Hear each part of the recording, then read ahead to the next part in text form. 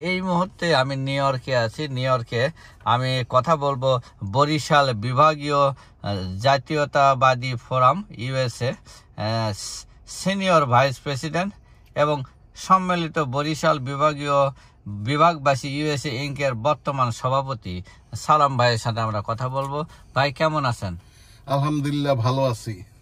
আপনার এই যে একটা বিজয়, আপনি কখন শব্দ শুনতে পারলেন এই শব্দটা? আমি মূলত এই এক মাস যাবৎ এই সংগ্রামের সাথেই ছিলাম, যদিও আমি নিউ ইয়র্কে সুদূর আমেরিকায়, তারপরও সার্বক্ষণিকভাবে অনলাইনে কি হচ্ছে দেশের খবরাদি সবসময় ফেসবুক ইউটিউবে দেখতেছিলাম এবং মূলত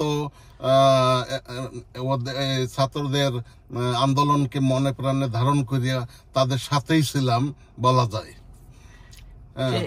এখন যেমন এই নিউ ইয়র্কে কখন আপনি সংবাদটা পাইলেন? হাসিনা রাত্র 3টার দিক দিয়ে সংবাদটা পাইলাম। এখানকার রাত্র 3টে, বাংলাদেশে ওখানে হয়তো 2টা বাজে। হ্যাঁ, তো সংবাদ যখন পাইলেন তখন কি মনে হলো? অত্যন্ত খুশি হয়েছি, আনন্দিত হয়েছি, উচ্ছ্বসিত হয়েছি।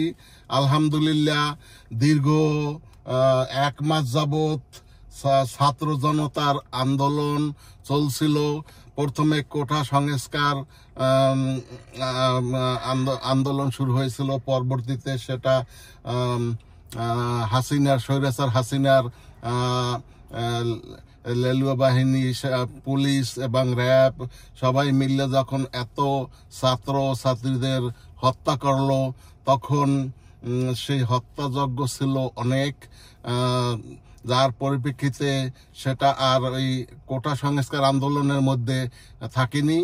সেটা একটা গণ আন্দোলনে, এটা সরকার পতনের আন্দোলনে রূপ নিয়েছে এবং ছাত্ররা এমনকি দাফনের কাপড় সঙ্গে নিয়ে এবং ঘরে বিজয় না হওয়া পর্যন্ত ঘরে ফিরবে না বলে তারা রাস্তায় বেরিয়ে গেছে এবং পুলিশের রাইফেল সামনে তাদের বুক পেতে দিছে।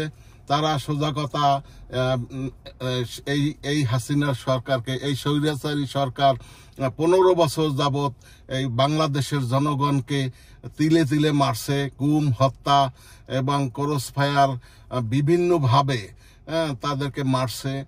দ্রব্যমূল্য হাই, মানুষে খাইতে পারছে না, মেধাবীরা চাকরি পাচ্ছে না, অনেক অনেক বেকারত্ব। বাংলাদেশে প্রায় 25 লাখ ছাত্রছাত্রীর চাকরি নাই, ভালো ভালো জিপিএ 5 পাওয়া এবং অনেক উচ্চ শিক্ষিত ছেলেপান ঘরে বসে আছে। এটা তাদের ন্যায্য দাবি ছিল। সেই ন্যায্য দাবি ছাত্রদের দাবি। এদের স্বাধীন হয়েছিল ছাত্র আন্দোলনের মাধ্যমে, আর সেই ছাত্ররাই আজকে চাকরি পায় না এবং বিদেশিরা এখানে আইসা চাকরি করে, অথচ দেশি ছাত্ররা চাকরি পাইতেছে না। তাদের ন্যায্য দাবিকে উপেক্ষা করছে, তাদেরকে রাজাকার বলে অভিহিত করছে, যে কারণে তারা এভাবে ক্ষিপ্ত হয়ে গেছে এবং গত এই আগস্টের 5 তারিখ তারা বিজয় ছিনিয়ে আনলো। হাসিনা সরকার পদত্যাগ করে হেলিকপ্টার যোগে বিদেশে দিল্লিতে চলে গেছে। তো আমি অত্যন্ত খুশি। আমি এই যত শহীদ ছাত্র ছাত্রী জনতা মারা গেছে তাদের আত্মার মাগফিরাত কামনা করি। তাদের পরিবারের সকলের বেদনার সাথে আমি সমব্যথী। সো এখন যেটা দরকার এই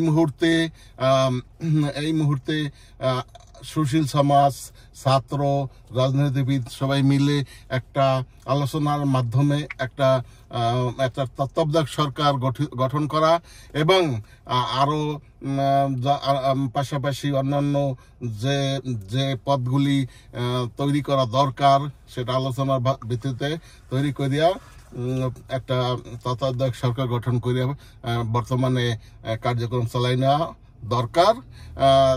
আর এটা অত্যন্ত নির্ভরযোগ্য এবং এবং এবং বিশ্বাসী লোক হইতে হবে, যাতে আবারও কোনো ফ্যাসিস্টের বংশধর অথবা ফ্যাসিস্টের পক্ষে সার্ভ করে এরকম কেউকে যাতে এই পদে অভিষিত না করা হয় সেদিকে লক্ষ্য রাখতে হবে, যাতে এই এত রক্ত, এত হত্যার, ছাত্রছাত্রীদের এই রক্ত যেন বৃথা না যায়। এটাই আমার বক্তব্য। ইনশাল্লাহ বাংলাদেশের ছাত্ররা জয়ী হবে, ওসিরও জয়ী হয়েছে। আমরা তাদের উপর ভরসা রাখি।